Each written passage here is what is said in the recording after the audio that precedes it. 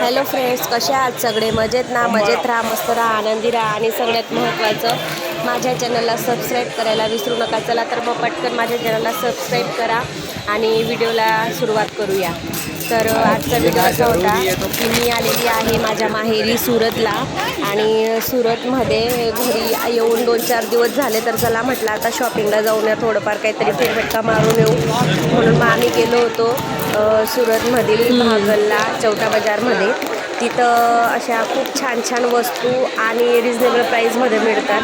Jewellery, परत daily यूजसाठी लागणाऱ्या वस्तू, कपडे, टॉप, लहान मुलांपासून तर मोठ्यांपर्यंत एकन एक व्हॅरायटी तिथं असते. मग असंच फिरत आलो, फिरलो, थोडी भूक वगैरे लागली, थोडं खाल्लं पिल्लं आणि मग एका ठिकाणी गेलो. तिथं बघितले की कुर्तीज वगैरे खूप छान छान होत्या.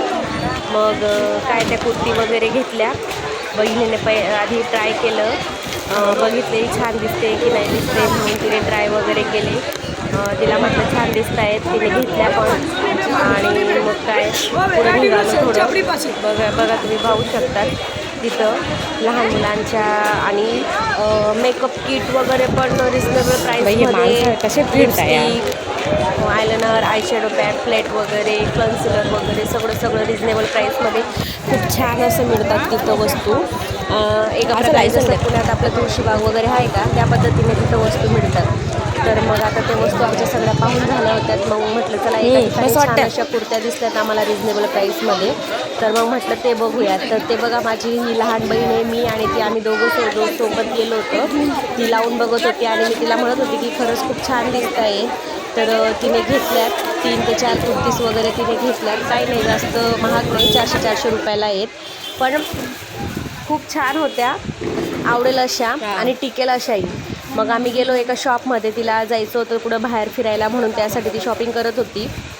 गेलो तिथं स्टॅच्यूला बघा, हा लावलेला ड्रेस मला खूप आवडला, पण काय झालं ना त्याच्यामध्ये साईज नव्हती. मग काय घेतले ते टॉप वगैरे घेतले तिथं 2 एक आणि मग निघालो बाहेर.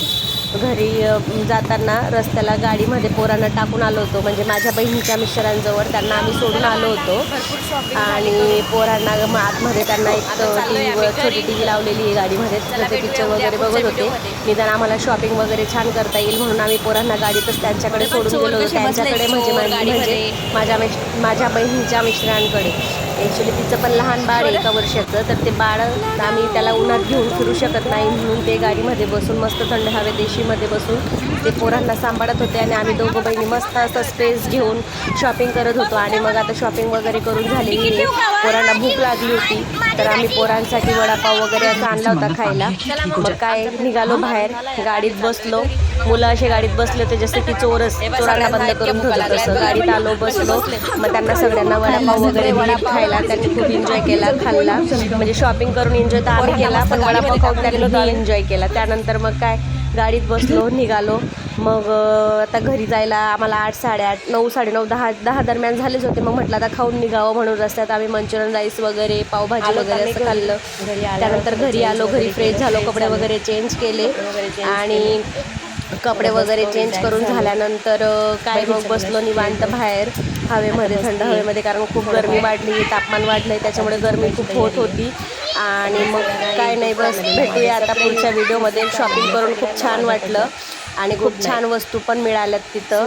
आता आपण चला मग पटकन माझ्या चॅनलला सबस्क्राईब करा, लाईक करा आणि इंस्टाग्राम आयडीला माझा अकाउंट आहे, तिथे जाऊन माझ्या चॅनलला फॉलो करा. चला तर मग गुड नाईट, बाय, भेटू.